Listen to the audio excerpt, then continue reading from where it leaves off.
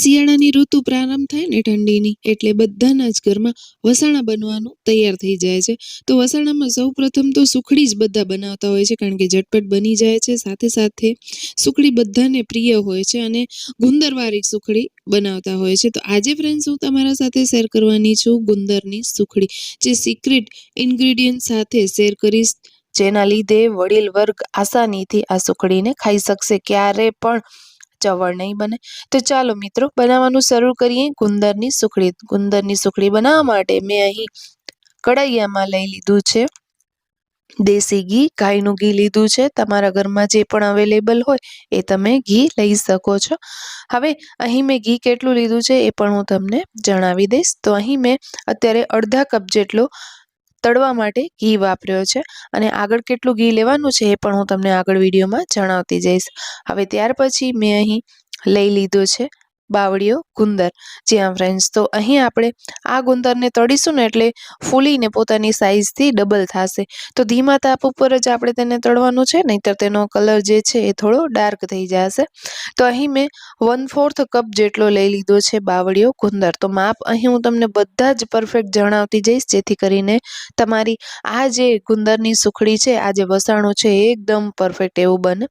તો અહીં આપણે બધા જ ગુંદરને સ્લો ફ્લેમ ઉપર તળી લેવાનું છે. ત્યાર પછી અહીં મેં લઈ લીધો છે રોટલીનો લોટ, એટલે કે ઘઉંનો લોટ. હવે આ ઘઉંના લોટથી આપણે બનાવવાની છે સુખડી. તો તમે બાજરીના લોટની પણ સુખડી બનાવી શકો છો, અને ત્યાર પછી આ બંને લોટને મિક્સ કરીને પણ બનાવી શકો છો, અને એકલી ઘઉંના લોટની બનાવી શકો છો, અને જાડા લોટની પણ બનાવી શકો છો. પણ આજે આપણે જેનાથી રોટલી વણીએ જે લોટથી, એ લોટની મેં સુખડી બનાવી છે. હવે ફ્રેન્ડ્સ આપણે ફરી પાછો પા કપ જેટલું ઘી ઉમેરી દઈશું. તો પહેલા અડધો કપ આપણે ઉમેર્યો હતો આખે આખો, અને પછી પા કપ ઉમેર્યો છે એ જ કપથી. એટલે અહીં તમે સમજો કે પોણા કપ જેટલો ઘી થયો. એક આખો કપ જે આવે ને એ પોણા કપ જેટલો ઘી થઈ ગયો, એટલે કે 200 ગ્રામ જેટલું ઘી થયો માપમાં આપણે જોવા જઈએ તો. હવે અહીં આપણે લોટ ઉમેરી દીધો છે, અને એકદમ સરસ રીતે આપણે આ લોટને ઘીમાં શેકવાનું છે, કારણ કે આપણે ઘી જે ગુંદર તરવા માટે યુઝ કર્યો હતો એ થોડું ઓછું હતું, એટલે આપણે ઉપરથી ઉમેર્યું છે, અને તેનામાં આપણે આ લોટને શેકી લેવાનું છે. તો હાઈ ફ્લેમ હશે તો 3 થી 4 મિનિટમાં લોટ શેકાઈ જશે અને આવો કલર આવી જશે. હવે ફ્રેન્ડ્સ આપણે અહીં એલચીનો ભૂકો ઉમેરી દઈશું 5 ચમચી જેટલો, તેને પણ આપણે મિક્સ કરી લઈશું. ત્યાર પછી આજે આપણે ઉમેરીશું સૂંઠ. તો એને પણ તમે આજે સિક્રેટ ઇન્ગ્રેડિયન્ટ કહી શકો છો. ઘણા લોકો સુખડીમાં સૂંઠ નથી ઉમેરતા હોતા, પણ હું તમને સજેસ્ટ કરીશ કે શિયાળાની ઋતુમાં સુખડીમાં સૂંઠ જરૂરથી ઉમેરજો. ટેસ્ટ પણ સારો એવો આવશે અને હેલ્થ માટે પણ સારું છે. હવે ફ્રેન્ડ્સ આજનો સિક્રેટ ઇન્ગ્રેડિયન્ટ છે જે છે મલાઈ. જી હા ફ્રેન્ડ્સ, તો અહીં આપણે તાજા દૂધની વળેલી ઉપર મલાઈ કાઢીને આપણે અહીં 1 ચમચી જેટલી ઉમેરી દેવાની છે, અને એ મલાઈને આપણે મિક્સ કરી લેશું. જેવી જ આપણે મલાઈ ઉમેરીશું ને એટલે બબલ્સ આવવા માંડશે. હવે આ મલાઈ ઉમેર્યા બાદ કેટલી વાર પકવવાનું એ પણ હું તમને જણાવી દઈશ. તો જ્યાં સુધી બબલ્સ થવાનું બંધ ન થાય ત્યાં સુધી આપણે તેને પકવી લેવાનું, કારણ કે દૂધમાં પાણીનો ભાગ હોય છે, એ પાણીના ભાગને આપણે બળવા દેવાનું છે, જેથી કરીને આ સુખડી તમારી લોંગ ટાઈમ સુધી બગડે નહીં. હવે ફ્રેન્ડ્સ તમે અહીં જોઈ રહ્યા છો કે બબલ્સ જે છે એ થવાનું બંધ થઈ ગયા. હવે આપણે અહીં ઉમેરી દેવાનું છે ગુંદ, જે આપણે તળીને રાખ્યું હતું તે. તો અહીં આપણે બધું જ ગુંદ નથી ઉમેરી દેવાનું, આ ગુંદમાંથી આપણે થોડો ગુંદ બચાવી લેશું. હવે શા માટે બચાવવાનું છે એ આગળ હું તમને વિડીયોમાં જણાવીશ, તો બન્યા રહેજો વિડીયોમાં. અને વિડીયો જરા પણ ગમતો હોય તો પ્લીઝ એક લાઇક જરૂરથી કરી દેજો. પછી તમે લાસ્ટમાં લાઇક કરવાનું ભૂલી જાઓ છો, એટલે અત્યારે તમને કહી રહી છું કે એક લાઇક જરૂરથી કરજો, જેથી હું મોટિવેટ થાઉં આવા જ નવા નવા વિડીયોઝ બનાવવા માટે. તો ફ્રેન્ડ્સ અહીં મેં ઉમેરી દીધું છે ગુંદ, અને ગુંદને આપણે મિક્સ કરી લેવાનું છે. ગેસની ફ્લેમ મેં અહીં બંધ કરી દીધી છે.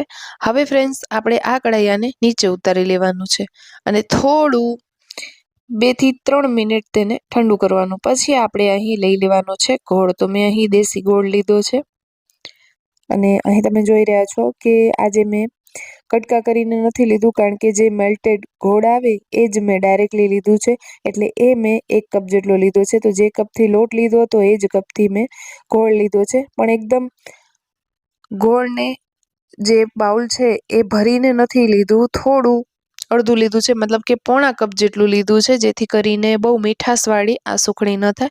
અને જો બહુ મીઠું તમને પસંદ હોય તો આખો મોઢા સુધી ભરીને ગોળ ઉમેરી દેવાનું, જે તમે માપ લેતા હો એનામાં. હવે ફ્રેન્ડ્સ, અહીં મેં તળેલા ડ્રાયફ્રૂટ્સનો ભૂકો કરી લીધો છે અને એ પણ મેં એક નાના બાઉલ જેટલો ઉમેરી દીધો છે. હવે જેનામાં આપણે સુખડીને ઠારવાના છીએ તેનામાં થોડું ઘી લગાવી દઈશું, જેથી એ આસાનીથી અનમોલ્ડ થઈ જાય. હવે આ સુખડીને આપણે ઉમેરી દઈશું થાળીમાં. તમે કોઈ પણ ડબ્બામાં પણ તેને સેટ કરી શકો છો, ઠારી શકો છો.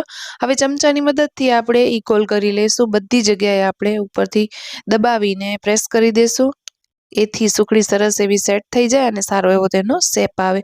હવે જે આપણે ગુંદર વધાવ્યું હતું ને એ ગુંદર આપણે અહીં ફ્રેન્ડ્સ યુઝ કરવાનું છે ગાર્નિશિંગમાં. જી હા, તો અહીં આપણે આ રીતના હાથની મદદથી તેનો ભૂકો કરી લેવાનો છે અને ત્યાર પછી તેના ઉપર આપણે એડ કરી દઈશું સુખડી ઉપર, જેથી કરીને જોવામાં પણ આ સુખડી સારી એવી લાગે. ત્યાર પછી તમને અહીં લઈ લેવાના છે કોઈ પણ ડ્રાય ફ્રૂટ્સની કતરણ. તો જો તમારી પાસે હોય તો જ ઉમેરજો, ન હોય તો સ્કીપ કરી શકો છો. તો મેં અહીં બદામની કતરણ લીધી છે, સાથે સાથે પિસ્તાની કતરણ લીધી છે અને તેને આપણે સુખડી ઉપર સ્પ્રિંકલ કરી દઈશું, જેથી કરીને સુખડી જોવામાં પણ એકદમ સારી એવી લાગે. હવે 5 થી 10 મિનિટ થઈ ગયા હોય ને પછી આપણે તેના કાપા કરવાના. બહુ ઢીલી હોય ત્યારે નહીં કરવાના, તો બરોબર થશે નહીં, એટલા માટે. તો અહીં તમે કરી શકો તો કરી લેવાના, નહીંતર તેને થોડી વાર માટે ઠંડી કરી લેવાની, પછી જ કરવાના. તો મેં અહીં 5 થી 10 મિનિટ બાદ કાપા કર્યા છે. મને હજી વધારે ઢીલી લાગી રહી છે, હજી સેટ નથી થઈ, તો પણ મેં અહીં કાપા કરી લીધા છે. હવે આપણે તેને થોડી વાર માટે રેસ્ટ આપી દઈશું અને ત્યાર પછી આપણે તેના પીસીસ અલગ કરીશું. તો ફ્રેન્ડ્સ, આ વસાણા આપણે શિયાળામાં ખાવા જ જોઈએ. ગુંદરથી આપણા શરીરમાં ઘણા બધા ફાયદા થતા હોય છે, તો આપણે જરૂરથી ગુંદરનું સેવન ઠંડીની સિઝનમાં કરવું જ જોઈએ અને ગુંદરથી આપણા હાડકાં મજબૂત થાય છે. તો જરૂરથી આપણે આ વસાણા ખાવા જોઈએ ઠંડીની સિઝનમાં. હવે ફ્રેન્ડ્સ, તમે અહીં જોઈ રહ્યા છો કે મેં સુખડીને અનમોલ્ડ કરી લીધી છે અને હું તમને તોડીને પણ બતાવીશ કે કેટલી સોફ્ટ બની છે. મોઢામાં નાખતા જ ઓગળી જાય તેવી આપણી સુખડીની રેસીપી બની છે. નાનાથી લઈ વડીલ વર્ગ પણ ખાઈ શકે તેવી આપણી સુખડી બનીને રેડી થઈ છે. તો ફ્રેન્ડ્સ, આજનો વિડીયો કેવો લાગ્યો છે કમેન્ટ કરવાનું બિલકુલ ના ભૂલતા. વિડીયો ગમ્યો હોય તો લાઇક, શેર અને સબસ્ક્રાઈબ જરૂરથી કરજો. ત્યાં સુધી આવજો.